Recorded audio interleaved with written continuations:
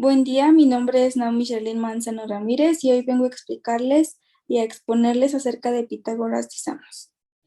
En esta presentación se va a incluir quién fue Pitágoras de Samos, el nacimiento de Pitágoras, la formación de Pitágoras, la hermandad pitagórica, los principios pitagóricos, las áreas de interés de Pitágoras, los aportes de Pitágoras en general y los aportes de Pitágoras enfocado nada más en las matemáticas y la muerte de Pitágoras.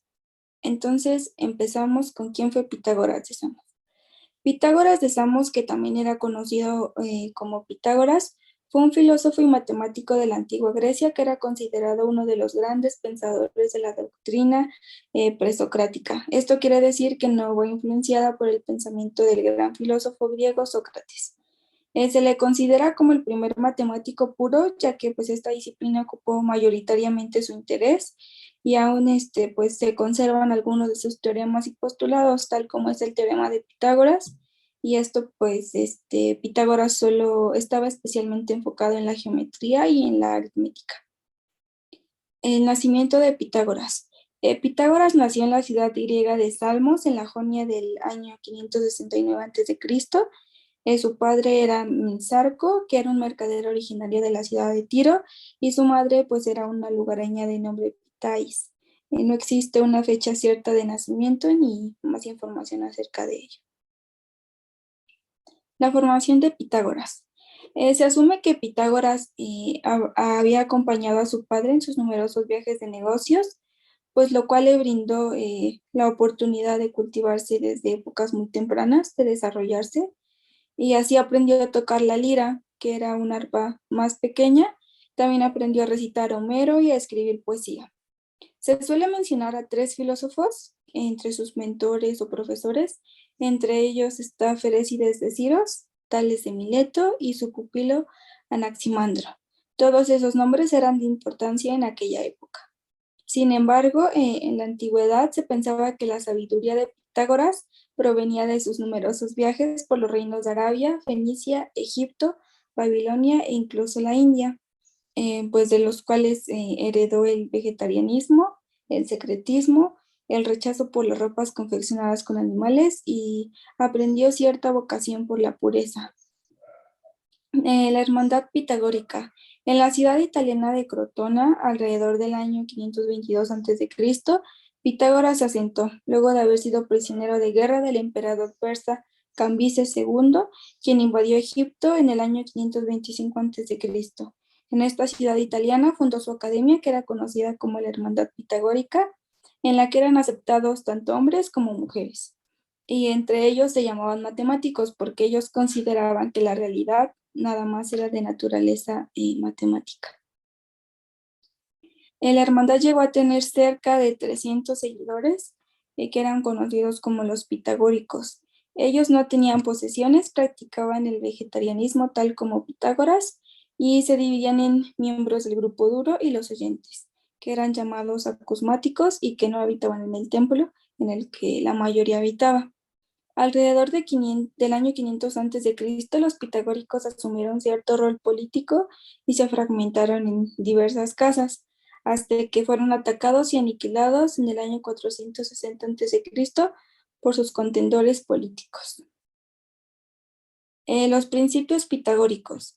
Pitágoras y sus discípulos se guiaban filosóficamente por los siguientes principios, que uno era la realidad, que en su percepción era la más profunda, era de tipo matemática y las cosas ellos los veían como números. La filosofía, que podría ser un camino hacia la purificación espiritual. El alma humana, que puede elevarse lo suficiente para fusionarse con lo divino. Había ciertos símbolos de naturaleza mística con signos como sagrados, y todos los miembros de la hermandad pitagórica debían de mantener en absoluto secreto al respecto de sus creencias y las prácticas que realizaban dentro del templo. Las áreas de interés de Pitágoras. Las principales áreas de interés de Pitágoras y los pitagóricos fue la matemática, pero sobre todo la geometría y aritmética, como ya lo había mencionado antes. Esta la consideraba como la base de todo tipo de saber. También tenía intereses por la música, la astronomía y la metafísica. Sus preceptos eran tanto científicos como religiosos. Los aportes de Pitágoras en general. Los principales aportes de Pitágoras fueron en la matemática. Pitágoras formuló el conocidísimo teorema que lleva su nombre, el teorema de Pitágoras, según en el cual la suma del cuadrado de los catetos es igual al cuadrado de la hipotenusa. También se le atribuye la construcción geométrica de los primeros sólidos perfectos, el descubrimiento de los numerosos perfectos y números amigos, así como números poligonales.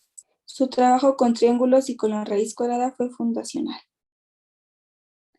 En la astronomía fue de los primeros en señalar que el lucero del alba y el lucero vespertino son el mismo planeta, Venus.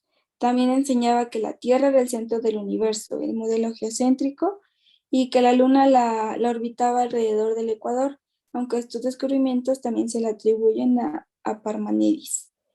En la música se le atribuye el descubrimiento de las leyes de intervalos musicales regulares, así como la invención del monocordio, además de la enseñanza de un uso ético y medicinal de la música.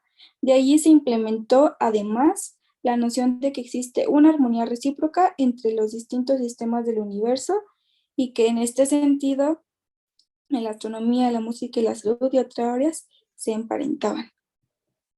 Los aportes de Pitágoras en las matemáticas.